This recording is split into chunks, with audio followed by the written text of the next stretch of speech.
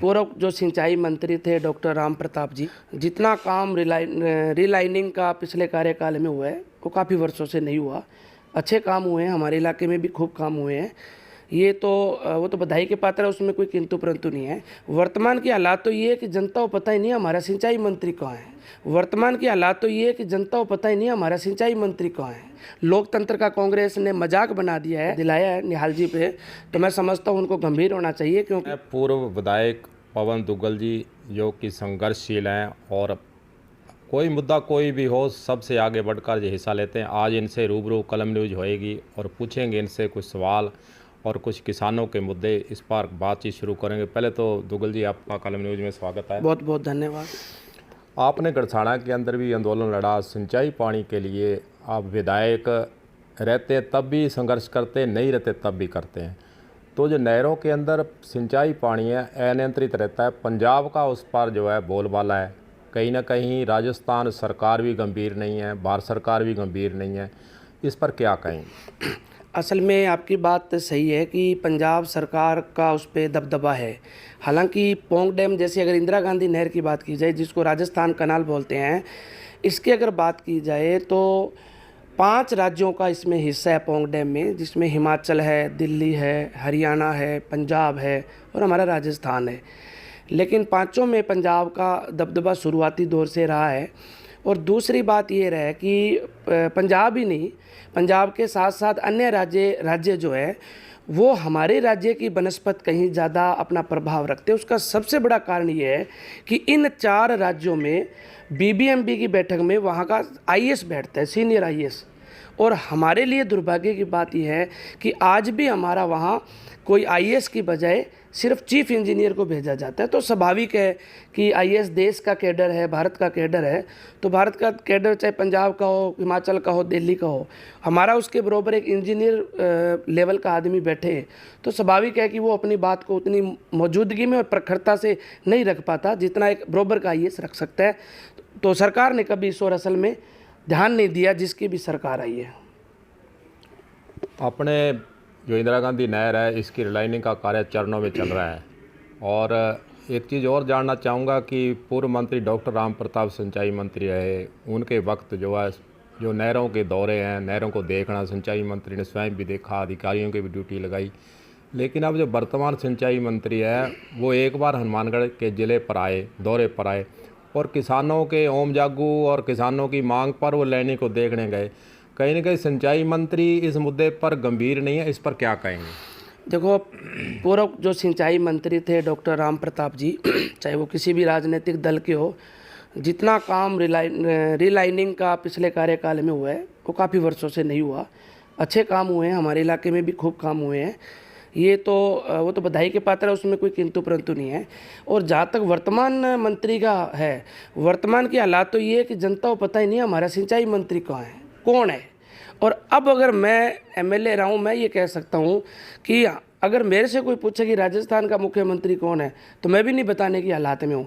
तो जब देश में हमारी सरकार के मुखिया आपस में लड़ के मर रहे हैं, सरकार कभी होटलों के अंदर बंद हो रही है, उसी कांग्रेस के कुछ लोग दूसरे होटल में बंद हो रहे हैं, ये दिल्ली में इनका फैसला हो रहा है, नहीं हो रहा, तो हालात ये है कि सरकार कांग्रेस खुद ही आज अंतिम चरणों में है, टूटने की स्थिति के ऊपर आ चुकी है।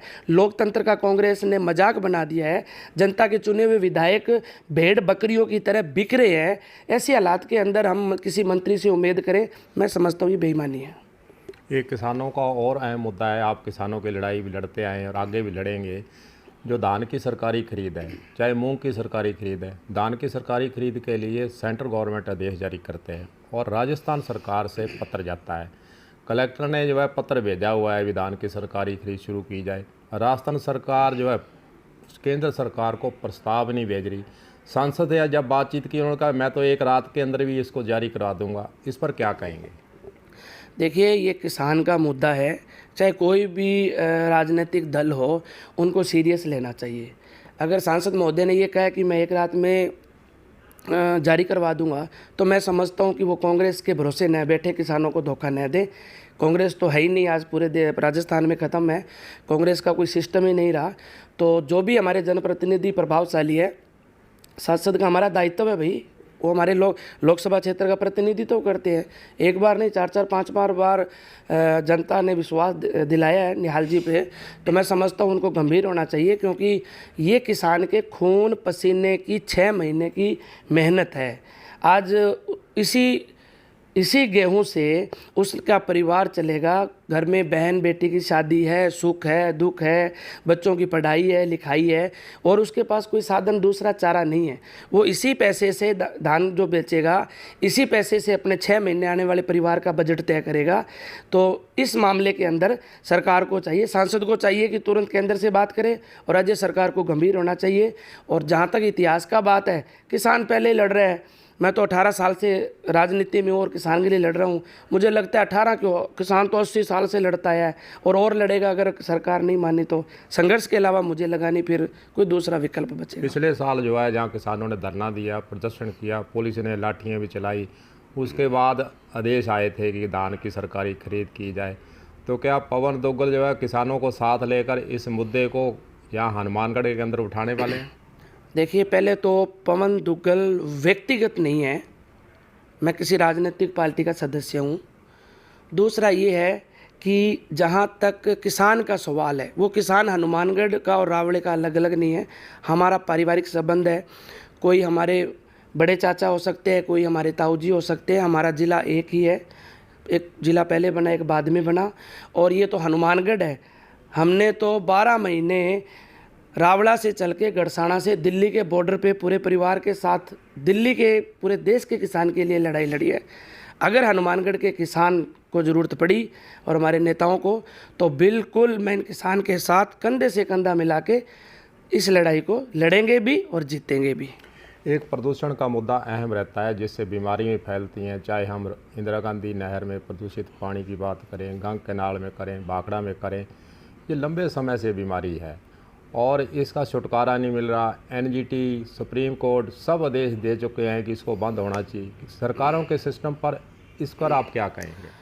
मुझे याद है राजस्थान की विधानसभा में 13वीं विधानसभा में 8 से 13 तक मैं रहा था, और मैंने तकरीबन 3-4 बार विधानसभा में ये मुद्दा उठाया। मेरे पास रिकॉर्ड है, ऑनलाइन विधानसभा हो चुकी है।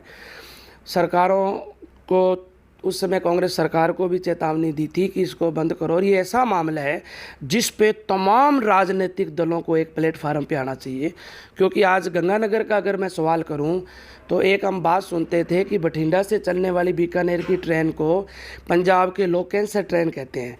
लेकिन अब हमारी हकीकत हालात ये है कि एक दिन के अंदर अगर मेरे इलाके में पूरे विधानसभा क्षेत्र में 5 मौतें होती है तो उसके अंदर 3 मौत कैंसर से हो रही है। ये हमारे लिए चुनौती है और हम सब के लिए एक शर्मिंदगी की बात है। मैं भी शामिल हूँ। हम सब लोगों को मिलके पंजाब को दबाव डालना चाहिए, क्योंकि ये जो पानी आ रहा है ये केमिकल का, फैक्ट्रियों का, फगवाड़े का, पूरे के पूरे जितनी इंडस्ट्रीज़ है, डायरेक्ट मैं खुद काला संगा जाके आया था। डायरेक्ट फैक्ट्रियों का काला पानी, इतना जहर बदबूदार, वो पानी डायरेक्ट डाल रहे हैं। और वैज्ञानिक ये कह रहे हैं कि अगर इस पानी को आरओ भी साफ करे, गर्म भी कर लोगे, तो भी जो इसके सेल है वो मर नहीं सकते। तो आज जो गांव में बैठा हुआ किसान, जिसको कोई सोच ही नहीं सकता कि कैंसर क्या होता है, वो कैंसर का रेशो मेरे हिसाब से 60% आ चुका है। ये हमारे लिए बहुत, जो भी नेता बने फिर रहे हैं उन सब के लिए इस मामले के अंदर उनको समझना चाहिए और आगे आना चाहिए। इस बीमारी को अगर नहीं रोका तो हमारी नस्लें ख़राब हो जाएगी, हमारी पीढ़ियां बर्बाद हो जाएगी, और फिर कैंसर से कोई ज़रूरी नहीं आम आदमी मरे, नेता भी मरेंगे। मुझे याद है हमारे गंगानगर ज़िले में एक बहुत योद्धा था, महेश बुडानिया। जिला परिषद में मैं एमएलए था, वो जिला परिषद में साथ था। आपको ताज्जुब होगा, बड़ा जवान, कम से कम 6 फीट का, और एक लड़ाकू भाजपा का नेता था, मित्र था मेरा अच्छा। उस आदमी ने खूब लड़ाई लड़ी इसी बात को लेकर जिसकी आज हम चर्चा कर रहे हैं। और उस आदमी के भी कैंसर हो गया। कैंसर होने के बाद वो मौत से लड़ता रहा, लेकिन पत्र लिखता रहा कि मेरे जो दर्द हो रहा है वो किसी और के नहीं हो, मैं दर्द को झेल रहा हूँ, सरकार और मेरे लोग, सारे लोग ध्यान दे। आज वो महेश बुडानिया दुनिया में नहीं है, तो कल पवन दुग्गल भी दुनिया में नहीं होगा और भी दुनिया में नहीं होगा। हमें चाहिए कि जब तक हम जिंदा हैं इस मामले को गंभीरता से उठाएं। और सरकारों को देखो, सरकार वोट कब लेगी? जब जिंदा रहेंगे तभी लेगी ना। जब लोग ही मर जाएंगे तो सरकार वोट कहाँ से लेगी? तो कम से कम अपने वोटों की चिंता भी करो भाई, और हमारी जनता को, बेकसूर जनता को बचाएं। मैं तो सभी से अपील करता हूं और इस मामले में आगे आने के लिए तैयार हूं। लड़ता रहा था, लड़ता रहूँगा। एक अहम मुद्दा होता है टोल रोड। आपका तो टोल शायद लगता नहीं क्योंकि आप पूर्व विधायक हैं और आपकी जेब से खर्च होता नहीं, आम जनता की जेब से खर्च होता है। सड़कों की स्थिति देखें हनुमानगढ़ ज़िले की, गंगानगर ज़िले की, और उन पर सुविधाओं की अगर बात करें तो सुविधा कुछ नहीं है। पौधे काटे गए, वो नहीं लगे। इस पर क्या कहेंगे? टोल रोड चल रही है, जैसे पीलीभंगा हनुमानगढ़ रोड ले लें, चाहे हम रावसार वाली रोड ले लें, खड्डे ही खड्डे, खड्डा युक्त सड़कें बन चुकी हैं। इस पर क्या कहेंगे आप? मैं जनता से अपील करता हूं कि जनता मैदान में आ जाए। टोल भी चल रहा है, आज हर चीज़ का निजीकरण हो चुका है। अब ऐसा कानून जल्दी आने वाला है जब हमारे सांस पे टोल लगेगा। अभी तो चलो इधर उधर से पैसे दे के किसान टोल दे रहा है, जिस दिन सांस पे टोल ये सरकारें लगाएगी उस दिन हमारा क्या होगा? तो इनका तो हमारा सख्त विरोध है।